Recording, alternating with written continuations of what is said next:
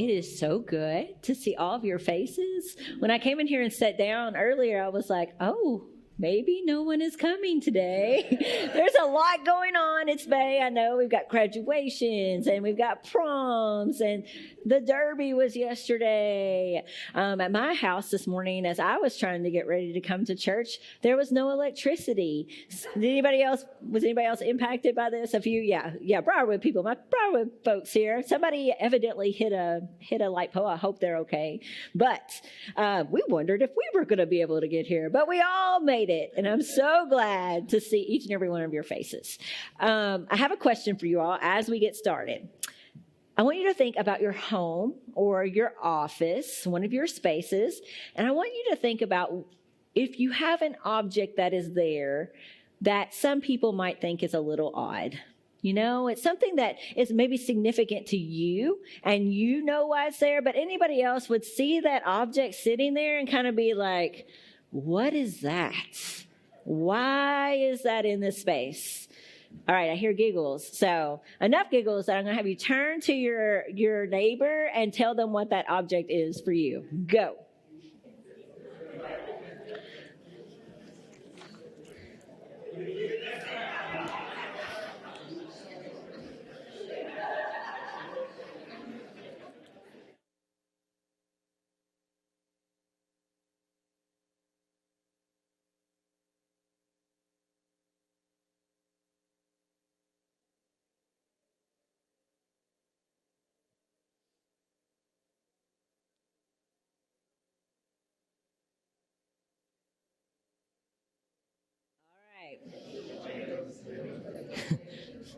My dad raised his hand and my mom made him put his hand down, which makes me nervous and curious at the same time. I'll talk to you all after the service.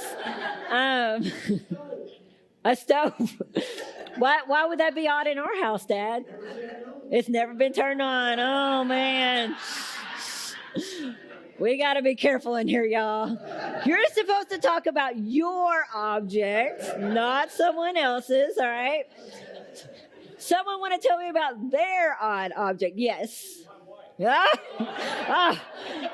Y'all, I'm going to be in so much trouble. I thought this was going to be all right. Lincoln. Your computer that never works. All right. Anybody have an odd object in their space? Miss Brenda. You? You're pretty special. Me and Carla were saying we want to be Miss Brenda when we grow up. Anybody else? Evan. I have to look to Jerry Seinfeld and Meredith Warren. Is that a conversation starter at times for you? Yeah. I can see that. Yeah. I love it. Anybody else? Are these odd objects so embarrassing no one can tell me what they are? Pam Vincent. Your telescope. Yeah. Yeah. That's not normally where you would see one, right? Yeah. All right. Yes. My wife would never say it, but I make fishing worms. So we have fishing worms. Fishing worms. There you go. Yeah. That does it. You know, in my office, I have a few unusual things. A few weeks ago, I talked about my love for Mitzi from Showbiz Pizza. And since that time, I have collected several tokens of it. Actually, Kathy here has found me a doll. But surprisingly, that's not the most odd thing that is in my office. Perhaps one of the most odd things there is this brick, which is kind of random, right? A lot of times it sits on a shelf and it just like kind of collects some dust.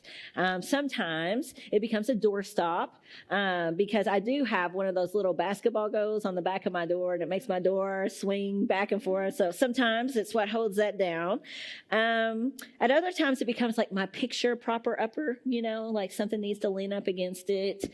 And then at other times when Jeremy comes into my office and he's giving me especially a hard time, I have to be honest and say I have contemplated whether or not I should just like toss it in his direction very gently, of course, right? But if you think about it, none of those things are this brick's purpose, right? A brick wasn't made to be a decoration. It wasn't made to be a doorstop. It wasn't made to be a picture proper upper or definitely not a weapon, so I won't use it that way. In fact, like a brick in and of itself, it really doesn't find its purpose on its own at all. A brick was made to be united to other bricks, wasn't it? And it's only as it's united to those other bricks that its purpose begins to emerge.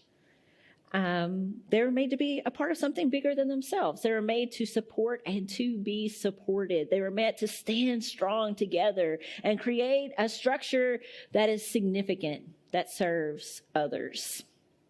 1 Peter chapter 2, it says that we are kind of like this brick, which might sound weird, but hang with me here, all right? He actually says that we are living stones, which doesn't make any sense, does it, when you think about it? Living stones. Two things that do not fit together. They're an oxymoron. A rock, a stone is an inanimate object, right? There is no life in it. In fact, if you look up inanimate object and you Google it like I did, it will say, and a thing that is not alive, and then it lists things. And what's the first thing it lists? A rock, right? There is no life in a rock. Although for a brief period of time in the 70s, they did try to make this kind of a thing. There was pet rocks, right? Did anybody have a pet rock? Oh, look at Tammy. Oh, David did too. Did you all name your rocks? Rocky, that's a great name. Very original. I like that, Tammy. David, what about you? Did you name your rock? You can't. You're a dangerous crowd. You're dangerous. All right, no more questions. Every question is rhetorical from this part forward. But back in the 70s, like they slickly packaged this. You could get your rock, which you paid money to give your kids something that you probably could have gotten out of your backyard. But I think we all knew that this wasn't a living thing. And if you kind of think that it is, we're going to have a special prayer service after church today out in the Welcome Center. But people would get these. They would play with them for a while. But it was only a fad for like 6 months. Because people would get these rocks, and what we all know to be true that we're talking about was experience. Kids would try to make their rock their best friend, but there was no life in them, and so it just didn't work. They gave it their best shot. It had a nice run, but soon pet rocks were a thing of the past. But here we have Peter talking about living stones. It's supposed to grab our attention, right? It's supposed to make us read that and stop and go, huh? It's supposed to make us wrestle a little bit at what he's getting at. And so let's dig in and see what we can discover about this picture that he's giving us in 1 Peter chapter 2. Again, it starts, as you come to him, the living stone, rejected by humans, but chosen by God and precious to him, you also, like living stones, are being built into a spiritual house. And so the first thing we notice when we look at this passage is that we only become living stones because first there is the living stone. Did you catch that? The living stone, Jesus. The Jewish people, they had been waiting for hundreds of years for this day when God was going to come and he was going to dwell with his people. They had been watching and waiting for this day when he would restore the nation of Israel and he would literally come down from heaven and live in a new temple. And he would do that forever. A part of them looking forward to this was this tradition about talking about this new temple being built on a rock. And so all this time, God's people, they have been watching and they've been waiting for the right rock to come along upon which this new temple could be built. Of course, when this right rock did finally come along, what did the people do with it? They rejected it, right? When that right rock, Jesus, did show up, he was rejected. He was thrown into that pile of rocks that had been decided that they were unusable, that they were unimportant, that they were unneeded. He didn't fit into the people's preconceived plans and notions, only to later discover that this rock that they have thrown over into essentially the trash pile was actually not only a rock that they needed, that it wasn't just a rock that fit into the plan, but rather it was the most important rock of all, that this rock was actually the cornerstone. Now, I'm not a builder. I'm not an architect. For me, when I look at a building, I'm like, ooh, pretty, right? If I'm walking along and I see one of these stones, like, oh, great. It gives me some information usually, like the year that a building was built, or maybe the name of the building or the address. But in architecture, traditionally a cornerstone was so much more than just like this decorative piece. In architecture, the cornerstone was actually the very first stone that was laid in a structure. And so because it was the first stone that was laid, it became the reference by which every other stone in the entire building was laid. It is what oriented a building in a specific direction. And so Peter is saying to us, that is Jesus. He is the cornerstone. He is the first. He is the one who is the reference. He is the one who gives all of our lives direction. To put it in another way, and not a great pun, so y'all just hang with me here. This is like Pastor Wayne level joke here. But to put it another way, Jesus is the rock star, okay? You can groan. It's all right. He's the rock star, though. Like, he is the standout. He is the most important, not just by a little bit, but a whole lot. No other stone can compare to him. He is the one who bears all the weight and who brings all things together. Without him, all the rest of us, we have no direction. We have no place at all. But because of him, the rest of us can now find true purpose for our lives. And so let's look at 1 Peter again. It says, as you come to him, the living stone, rejected by humans, but chosen by God and precious to him, you also, like living stones, are being built into a spiritual house. Through Jesus, we discover that we were never meant to be bricks. We were never meant to be stones. We were never meant to be rocks that exist all on our own. We discover that we were made to be united. United first to Jesus and then to each other. In order to create something larger than ourselves, in order to create what he calls here a spiritual house, which is probably better translated a spiritual household. Because the word that is used here by Peter is not so much talking about the structure, the physical structure of a house, as it is about that thing that truly makes a house a home. It's talking about the relationships that exist there. And so what he's saying is like, you and I, we are a part of this web of relationships. We are a part of this community that, enlivened and empowered by the Holy Spirit, serves others. And so let's think about how that was true for the person who's writing this letter, for the person who we know as Peter. But that wasn't always his name, right? His name that his mom, his family gave him was Simon. And it's not like he woke up one day and said, you know what, there's too many Simons out there. I think I'll just change my name. I use that as an example because I know a little girl who actually did that. Her name was Haley. And I guess in the late 90s, Haley was like the popular name, like in the 80s when I was born, like Brandy or Brooke. You know, there was just like lots of Haleys in her class. And so Haley had gone to school and had a couple of other Haleys in her room. And when her parents came to visit her teacher later in the year, they kept hearing the teacher talk about Piper. And they're like, Piper? And they see their own daughter look up. That was actually her middle name, but she told the teacher from the beginning, we'll clear this up. Don't call me Haley. I'm Piper now. And still today, she's a junior in college, maybe. Scott knows Piper, Piper Coleman. She's known as Piper. She just decided on a whim, like, I'm going to be known as this from here on out. Lincoln, don't get any ideas. You can't just change your name, okay? But that's not what Simon is doing here. He didn't decide like, I'm going to be known by a different name now. Instead, what happens is he's going through life. He's doing his thing. He's plying his trade. He's following in the family business. And as he's doing this, what we discover, just knowing this very thing about him, as I've told you in the past, tells us that he probably wasn't amongst the best and the brightest. If he had been amongst the best and the brightest, he would have already been a disciple of another rabbi. He would have already been following them around. But Jesus calls him to himself, and Simon, he starts coming fully alive.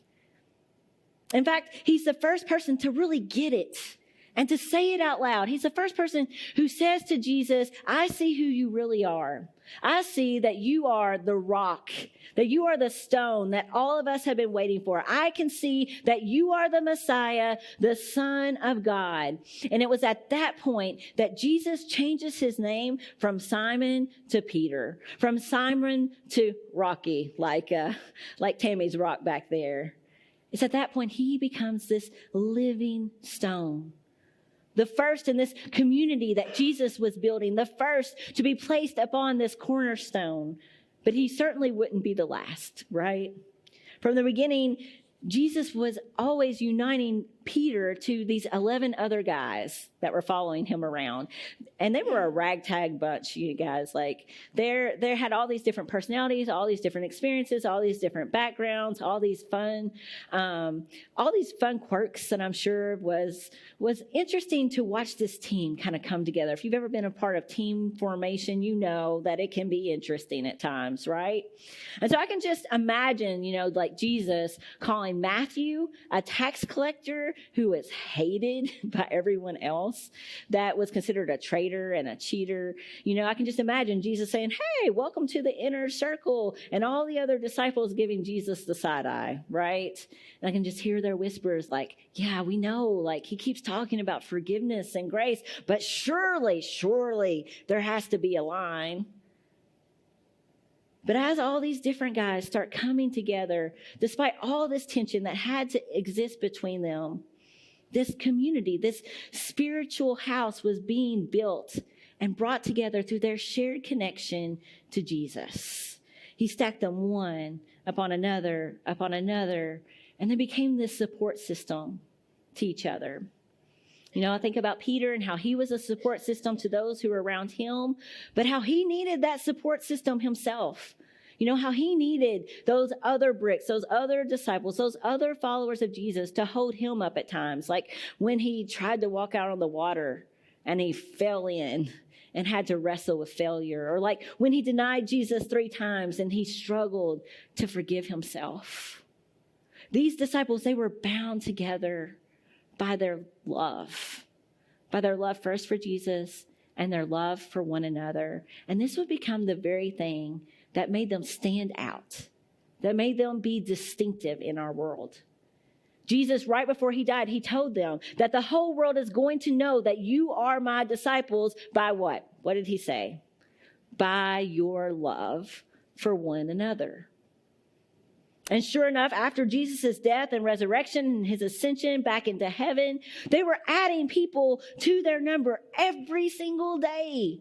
They were adding more and more people to this spiritual house that Jesus was building up on himself. Why? Because people could see that something different was happening. Something that looked different from the rest of the world. They could see that there were people who were genuinely and authentically caring for and supporting one another because of their love for Jesus, and they wanted to be a part of that. Now, in this letter that Peter is writing, he's writing to a group of people, to Gentiles, who'd always been told that there was no place for them in the family of God. He's writing to this group of people, the Gentiles, who have been told that their place was in that kind of trash pile, that they were unwanted, that they were unneeded, that they were unusable, and this thing that God was doing in the world. But now what Peter wants them to know is that they are living stones as well, that they have a place in this spiritual house that Jesus is building. He goes on to tell them that they too have been chosen just as much as anyone else. He goes on and tells them that they too are part of the royal priesthood, set apart to serve others, that they too are a part of this holy nation, that they too have been called out of darkness and called into God's marvelous light. He says to them, yes, you might have been rejected by others, but guess what? So is Jesus. And so once you might not have had a people, but now Jesus says that you are his. Peter wanted these people to know that they too were living stones being built into this spiritual house. And he wants all of us to know the same. You and I, we were never meant to exist on our own. We too find our true purpose as we are joined first to Jesus and then to one another. We were made to support and to be supported, to stand strong together so that we can then serve the world around us. Truth be told, this brick once served that purpose. This brick once stood with many other bricks at the corner of Broadway and the Bypass. If you know where a Kentucky Fried Chicken is, right across from there is where the very first Broadway United, or wasn't United, but Broadway Methodist Church stood many years ago. And this brick, it was a part of that. Within the walls that this brick helped create, people were invited to come fully alive through a relationship with Jesus. Within the walls that this brick helped create, people grew in their love for God and their love for others. Within the walls this brick helped create, people served Christ for the transformation of our world. This brick played a part in creating a brave space. Not a perfect space that always gets it right, but a brave space where human beings could come in and try to learn how to love each other and then be sent out to love others in the world. This brick stood with many other bricks to create a distinctive community that was a light, that gave flavor to our world, that was blessed to be a blessing to others. When Broadway United Methodist Church was looking to merge together with Greenwood United Methodist Church to form this campus that we're a part of now, someone came to our senior pastor, Rick Bard, at that time, and they asked him, does the world really need more churches? I mean, it's a good question, right? It is. I mean, we can go out and we can stand on our front porch and we can kind of like throw a rock in any direction and kind of hit another church in this community, right? So it is a good question. Does the world need any more churches? Rick was always kind of quick on his feet, and so this is what he told them. He said, I don't know if the world needs more churches, but what I do know is that our world needs more healthy churches. And it still does. Our world still needs churches that remember their true purpose, and not only remember it, but live into that purpose. Our world still needs spiritual households built like living stones, whose love is the thing that makes them stand out, whose love is the thing that makes them distinctive, so that others can discover that they were never meant to go through this life alone as well. One of the ways that this campus has sought to love others in the community around us since it's been established here is by mentoring in the school in our backyard, Cumberland Trace Elementary School. Whenever we talked with our schools at that point in time, one of the things they told us is that this was a need that they had. They knew that by placing just even one extra adult in the life of a child could make a big difference. You know, that extra voice of encouragement, that extra person cheering them on, could help change the trajectory of their lives. And so whenever we started that, probably 15 years ago, Missy Cunningham, who many of you all know, stepped up and she signed on to be a mentor. She mentored at the school. She mentors our kids downstairs too. So you've probably seen her there. And so she started to meet with this little girl consistently. We just would go once a week to be with these children. And as she went and she got to know this little girl, her teacher started to notice a difference in this kid's schoolwork. The little girl was in the 4th grade at the time. And for the very first time that year, this little girl made the honor roll. And so Missy, she kept cheering this little girl on. And she was with her all the 3 years she had left in elementary school. And then Missy has stayed in touch with her. She checks in with her like 3 or 4 times every year to just see how life is going. And a couple of days ago, I got this picture from Missy of this young lady who she mentored all those years ago, who just graduated from Western, which is amazing, right? Missy supported that girl. But guess what? You guys have supported Missy with your love as she has been sent out to serve in the world. The presence of this healthy, loving church, it mattered to that girl. I have to tell you all, it matters a great deal to me. My role here is to support you all, right? But we all need support at times. And so it's not a secret that last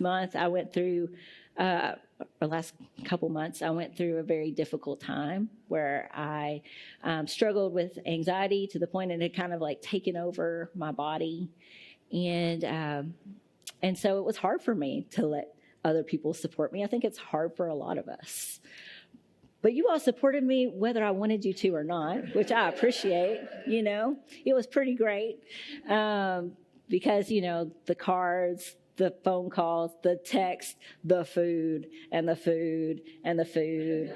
I had one person in this room who just showed up on my doorstep at 8 o'clock at night and just gave me a big hug and said, "That's all. I'll see you later." But through all that, because, anxiety tells you lots of lies, right? That's a horrible part of it. You can lose sense with reality pretty quick. But because of you all being my support system, I never lost sight of who I was. And I never lost sight of the fact that I was loved.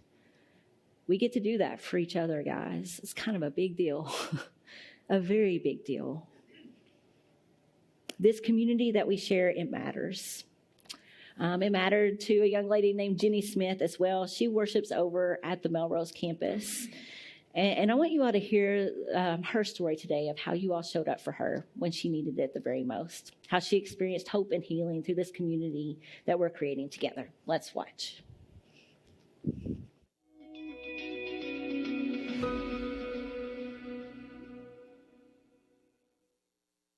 I'm Jenny Smith.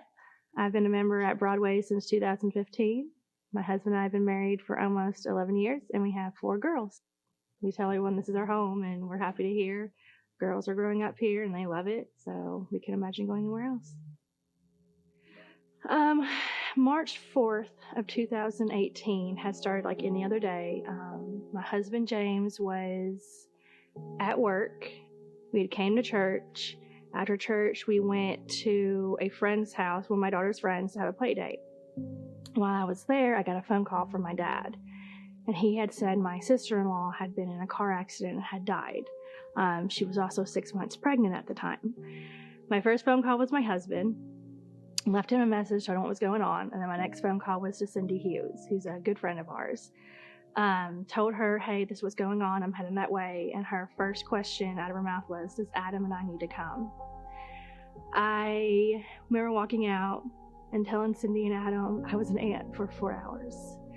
And just remember Cindy wrapping her arms around me and letting me just cry. I remember over time just starting to get mad. I was mad at God. I was like, remember not being able to listen to Christian music, not being able to hear how good of a God he was, because to me he was uncaring, not even loving at the time, because I was like, how can you love us and do this to us? They came the day of the funeral, and I just remember sitting there during the funeral, and the pastor was talking about how, God loves us, and blah, and I just like, I don't want to hear this. Like, no, he doesn't love us right now. I remember the Sunday after the funeral, we came to church, and I remember walking in and just so many people coming up to us and going, how are you guys doing? Is there anything we can do? And not just saying it to be kind, but to actually mean it. And I just remember telling a lot of them, saying, I'm angry. I'm mad at God. I don't want to talk to him. this isn't fair. And that's when I was given the permission and the support of saying, it's okay to be angry. And that anger was a while. I'm saying not just a few days, I'm saying probably weeks to a month, if not more. Then as that time went on, my church was definitely supportive. Not even, like, they were supporting not even through the weeks, but the months, and even years later, I'm still being supported. It's through the church that I found healing. I was allowed to be angry. I grew up being basically told you weren't allowed to be angry at God. You weren't allowed to question why he did what he did. We kind of figure out how to tell our girls what was going on, how to address it, how to kind of keep their lives normal.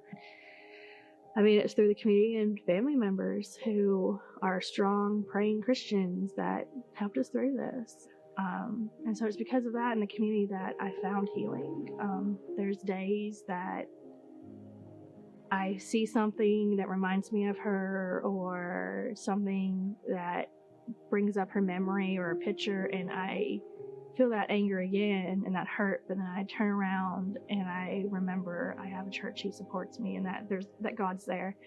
We're back to talking again, God and I. We started talking again, probably, I was always praying. I never stopped praying, but those prayers were kind of like autopilot.